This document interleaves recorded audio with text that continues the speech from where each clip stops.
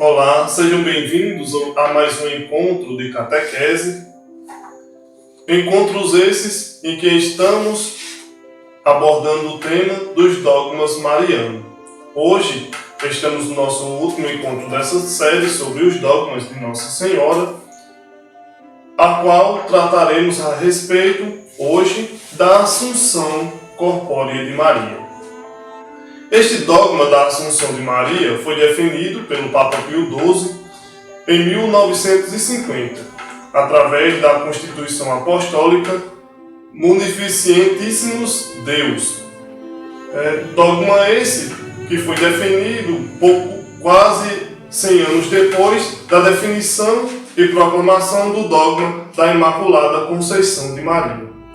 Assim como o dogma da Assunção não está presente explicitamente nas Sagradas Escrituras, mas nós temos passagens na Bíblia que dão embasamento para esta verdade de fé. E esta verdade de fé da nossa Igreja chegou através de nós pela tradição da Igreja Católica. Como todos sabemos e já foi dito em encontros passados, a fé da Igreja Católica é fundamentada nas Sagradas Escrituras e na tradição apostólica da Igreja, ou seja, naquelas verdades que os apóstolos deixaram para os seus sucessores e esses sucessores foram repassando através do tempo e vem chegando até nós. Mas de onde vêm os fundamentos para crermos nesse dogma da Assunção de Maria? Em primeiro lugar, partimos de um fato físico, que durante todos esses 2000 anos foram encontrados túmulos de muitos santos, túmulos dos apóstolos e de papas da Igreja primitiva, mas nunca foi encontrado um túmulo com o corpo de Maria. Essa é a primeira evidência de que Maria foi assunta de corpo e alma. E este dogma trata especificamente disso. O que diz esse dogma? Diz que Maria, no fim de sua vida terrena, foi assunta, ou seja, foi elevada aos céus de corpo e alma. Não por ela própria, mas por seu Filho Jesus. Jesus subiu aos céus de corpo e alma, mas pelo seu próprio poder, pelo seu próprio mistério. E Maria não, ela foi elevada com a ajuda de seu Filho. Ou seja, ela foi um agente passivo desta ação. E aí, desde os primórdios da nossa Igreja, que muitos teólogos, muitos padres, muitos santos já confirmavam para nós essa verdade. Embora a Igreja não tinha ainda até 1950 declarado como dogma essa verdade, mas ela já estava posta no coração dos fiéis da Igreja como um todo. E ela, desde o século V, já se havia uma festa litúrgica na Igreja, a qual celebrava essa Assunção de Maria, lá na Igreja do Oriente. E aqui vamos ver alguns escritos de alguns padres da Igreja que falaram a respeito da Assunção de Maria. Um escrito dos mais antigos é de Epifânio de Salamina, por volta do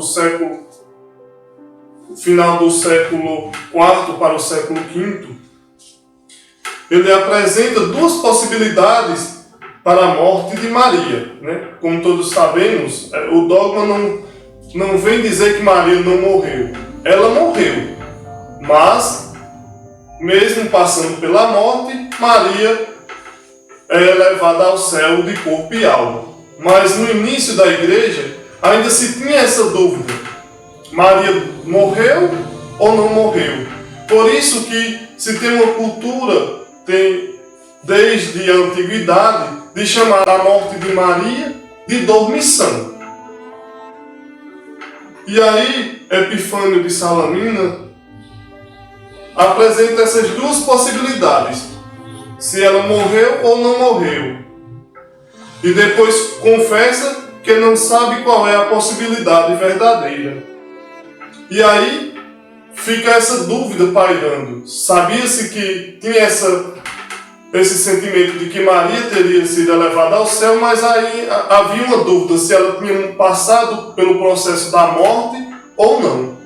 E aí só com o tempo que o Espírito Santo foi dando luz à igreja para que a igreja compreendesse realmente como teria acontecido essa morte de Maria e a sua assunção aos céus.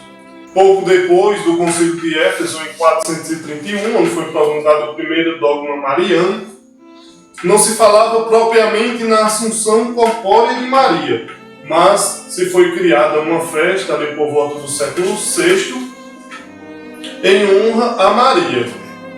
E com o tempo, essa festa passou-se a chamar a Dormição de Maria. Essa festa que era realizada no dia 15 de agosto, sempre no dia 15 de agosto. E aí, com o passar do tempo, essa festa foi se espalhando e chegou até o Ocidente. E aí, no Ocidente, essa festa ganhou-se um novo nome. Foi chamada a Assunção de Maria. Em vez de celebrar a Dormição de Maria, passou-se a celebrar a Assunção de Maria. E aí, ao longo desse tempo, foi-se criando muitos movimentos marianos, em que, dentro desses movimentos, se expressava a fé em Maria sobre os dogmas que já haviam sido proclamados. E aí, com a proclamação do dogma da Imaculada Conceição de Maria, ganha-se mais força ainda dentro desse movimento a proclamação do dogma da Assunção Corpórea de Maria. E aí, houve dentro da igreja grandes manifestações, grandes súplicas partindo de vários padres, de vários santos, dos fiéis que já no seu culto diário ali e particular já tinham dentro de seus corações imbuído esse dogma, essa verdade de fé que Maria haveria sido elevada ao céu de corpo e alma. E aí, o Papa Pio XII, acolhendo todas essas súplicas e instruído pelo Espírito Santo, brota dentro dele esse desejo ardente da proclamação desse dogma. Mas antes, Pio XII faz uma consulta aos bispos da época, todos eles, tanto do Oriente como do Ocidente, a respeito dessa verdade de fé. E quase em unanimidade, os bispos afirmam esta verdade e daí o Papa Pio XII, em 1950, proclama o dogma da Assunção de Maria. E o Papa deixa essa situação bem clara na sua encíclica, quando nos diz: todos esses argumentos e razões dos santos padres e teólogos apoiam-se como em último fundamento na Sagrada Escritura.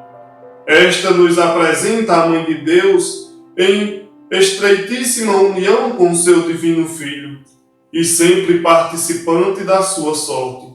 Pelo que parece, quase impossível imaginar aquela que concebeu, deu à luz, amamentou com o seu leite a Cristo e o teve nos braços e apertou contra o peito, agora depois da vida terrestre separada dele, se não quanto à alma, ao menos quanto ao corpo. Sendo o nosso Redentor Filho de Maria, como observador perfeitíssimo da divina lei, não podia deixar de honrar, além do Pai Eterno, também a sua Mãe Amantíssima. E podendo ele adorá-la com tamanha honra, que a preservar-se da corrupção do sepulcro, deve-se acreditar que realmente o fez. Mas ainda ficavam aquelas dúvidas. Maria morreu ou não morreu? E, embora não tenha tido uma discussão teológica como houve sobre a Imaculada Conceição, apesar de não ter muitas dúvidas, mas era preciso que fosse esclarecido e explicado teologicamente, a partir também das Escrituras, o significado desse dogma, né? O significado dessa Assunção. E para entendermos melhor, também é preciso vermos o que autores, escritores, né, doutores da Igreja falaram sobre esse dogma antes mesmo de ele ser proclamado. Alguns doutores escolásticos vislumbravam igualmente a Assunção de Maria, Mãe de Deus. Santo Antônio de Pádua foi um desses que sempre afirmou a Assunção de Maria. Afirmou com segurança que o Divino Redentor glorificou de modo mais perfeito a sua Mãe amantíssima.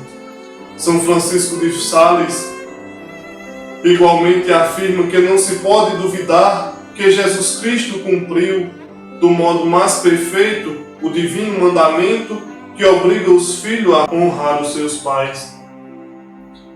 E faz essa pergunta: que filho haveria que, se pudesse, não ressuscitava a sua mãe e não a levava para o céu? E aí, nós podemos nos perguntar de onde vem o embasamento que nos confirma essa verdade de fé.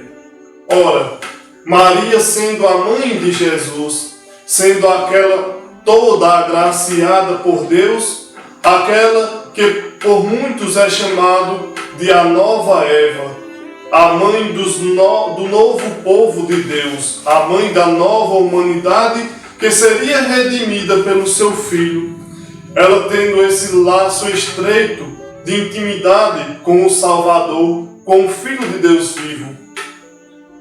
Ela, assim como teve a graça de ter uma virgindade perpétua e de não ser portadora das penas do pecado original, como vimos na definição do dogma da Imaculada Conceição de Maria, aquela que, por obra de Deus e por mérito de seu Filho Jesus, foi livre da mácula do pecado original. Então, se Maria foi concebida de uma maneira extraordinária por Deus e por mérito de seu Filho Jesus Cristo, Deus feito homem, foi livre das penas do pecado original, na sua morte, ela também não iria ser da mesma forma que a morte acontece para os outros viventes, que acontece para cada um de nós.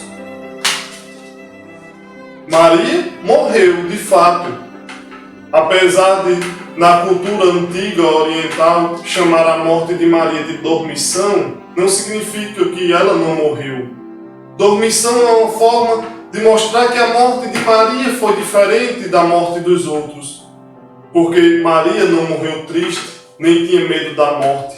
A morte para Maria era o desejo de reencontrar seu filho na glória celeste.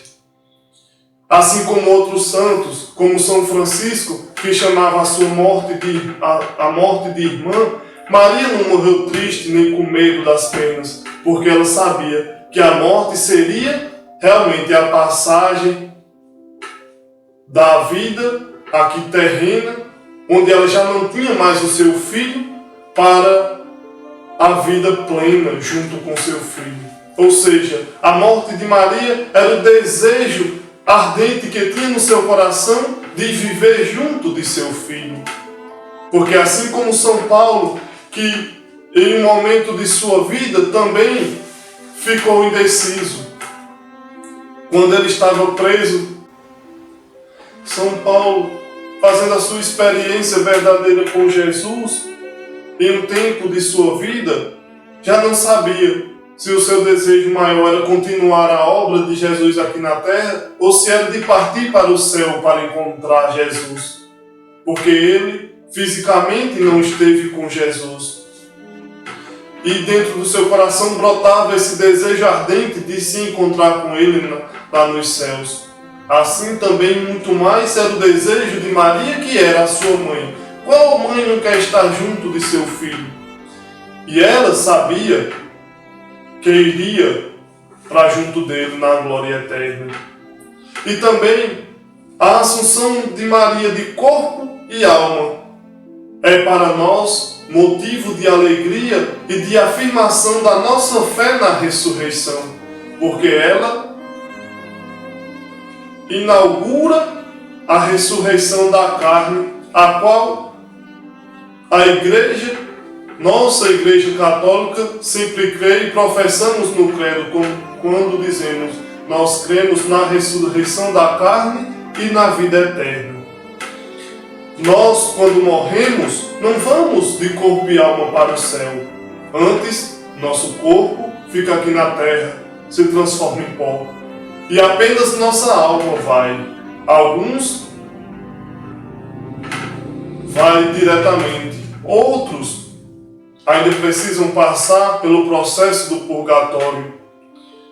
Mas Maria foi diretamente de corpo e alma, assim como seu filho foi. Jesus foi diretamente para o céu porque ele não só tinha a natureza humana, mas também tinha a natureza divina. E Maria é o único ser humano que hoje, até hoje, está lá no céu de corpo e alma. Coisa que vai acontecer com todos nós, assim esperamos, no último dia, no dia do julgamento, em que aqueles que foram para junto do Pai e aqueles que as suas almas já se encontram no céu, também terão seus corpos ressuscitados. Que é o que diz aqui no Catecismo da Igreja, em que trata da ressurreição da carne.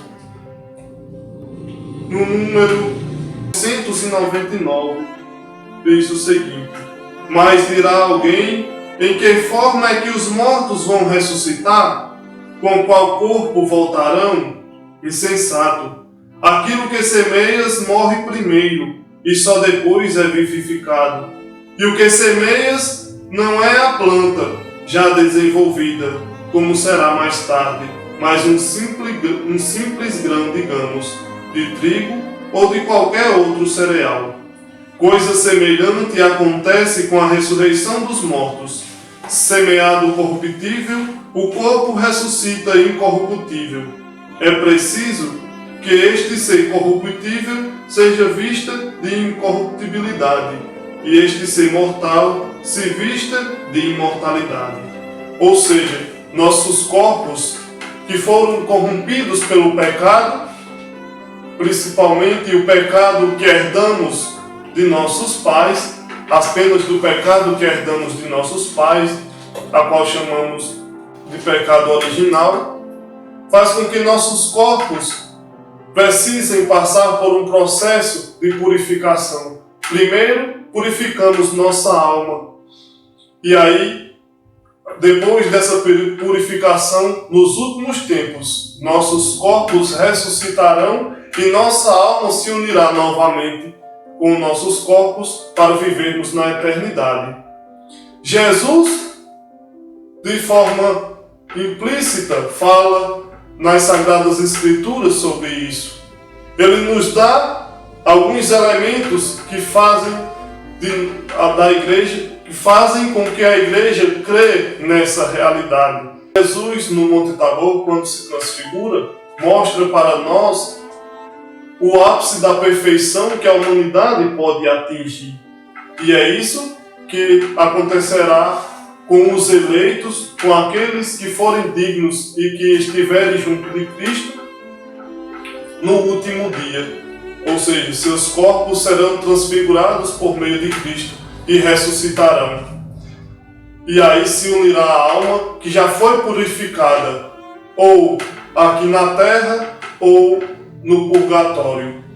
E aí, o corpo e a alma purificados reinarão junto com Deus na pátria celeste. Mas pode-se perguntar, mas realmente isso é capaz de acontecer? Ora, Deus é o Deus do impossível. Deus pode fazer qualquer coisa. Se Ele criou a humanidade do nada, por que Ele não pode criar um corpo novo para nós a partir do pó? Daquele pó que nós nos tornamos depois que morremos. Então, nada para Deus é impossível. Jesus morre, ressuscita e se eleva aos céus de corpo e alma. E para mostrar que esse era o desejo para todos aqueles os quais estiverem com Ele, eleva também a sua mãe à mesma condição de estar no céu de corpo e alma antes mesmo do julgamento final. Por quê? Pelos méritos que ela obteve sendo a mãe do Salvador. A igreja dá a Maria o título de Arca da Aliança, a Arca da Nova Aliança, sacrário da Santíssima Trindade. Ou seja, se Maria foi aquele sacrário vivo que por muito tempo conteve dentro dela o Filho de Deus, o nosso Salvador, não seria lógico que Deus deixasse esse sacrário se transformar em pó. Depois de ter, com o seu Espírito Santo, realizado grandes maravilhas em Maria, na sua humanidade, no seu corpo, Deus, e nem Jesus, seu Filho, iria deixar este sacrário onde ele permaneceu por 9 meses, que foi, aulindo pelo Espírito Santo, ser desfeito e ser transformado em pó. Por isso, nós cremos, a igreja crê e professa que o sacrário vivo, mesmo passando pela morte, depois de ter passado por ela, foi elevada ao céu, foi assunta ao céu de corpo e alma. E lá, esse sacrário permanece incorruptível, permanece no esplendor de sua glória. E aí, reflete ainda mais aquilo que Maria cantou no seu Magnífica. A minha alma engrandece o Senhor, porque com a sua morte, uma morte não como a nossa, ela glorifica e engrandece o Senhor, com o seu corpo e a sua alma. E aí, poderia se perguntar, e foi dito ao longo da história, antes da promulgação do dogma, se Maria foi concebida sem pecado e a morte é a pena pelo pecado, por que Maria deveria morrer? Mas vamos lembrar que Jesus também era sem pecado, nunca teve pecado, nem na sua vida terrena. Ele foi concebido sem pecado e é sem pecado, é o todo santo, e mesmo assim Jesus passou pelo processo da morte.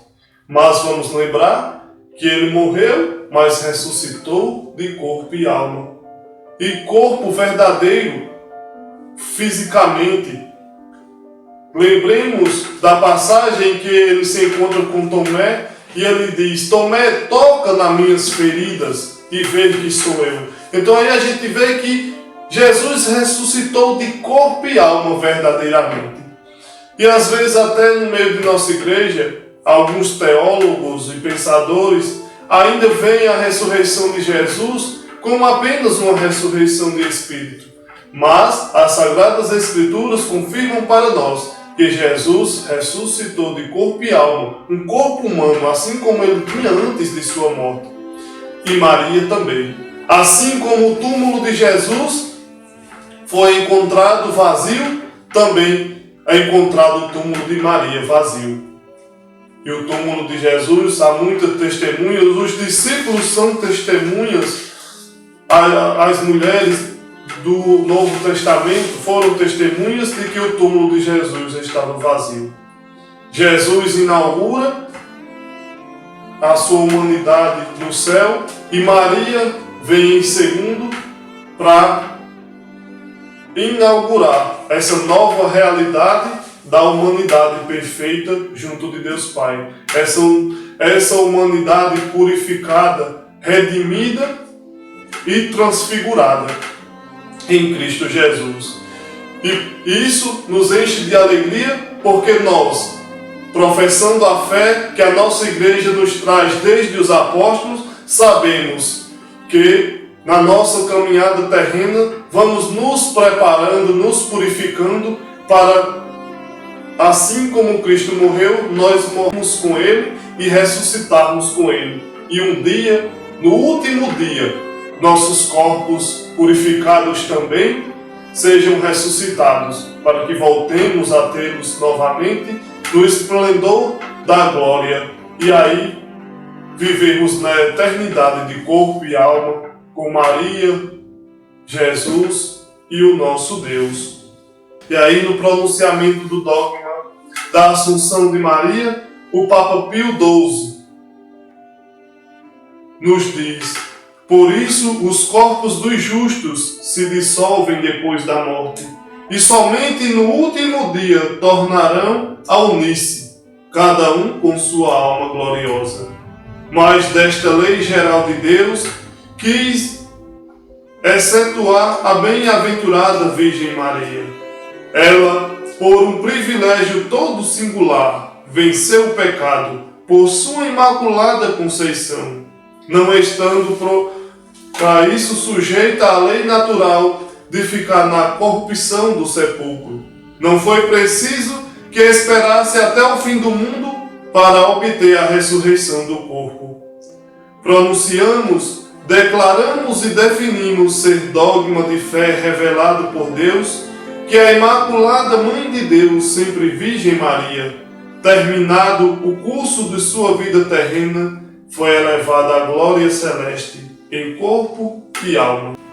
E com isso, meus irmãos, nós encerramos essa série de catequeses voltadas aos dogmas de Nossa Senhora, que nos fundamentam ainda mais a nossa fé na Mãe de Deus e nos faz ver todas as graças que ela recebeu, e por isso a nós a veneramos. Por isso a Igreja Católica a venera como esta santa, que foi agraciada e que nos ajuda na nossa caminhada terrena a sermos verdadeiros seguidores de seu Filho. Nós encerramos por aqui, mas já estamos preparando novas ainda a respeito de Maria. Então não deixe de acompanhar o nosso canal e de compartilhar essas nossas catequeses. E fiquem no aguardo que grandes novidades virão brevemente. E salve Maria!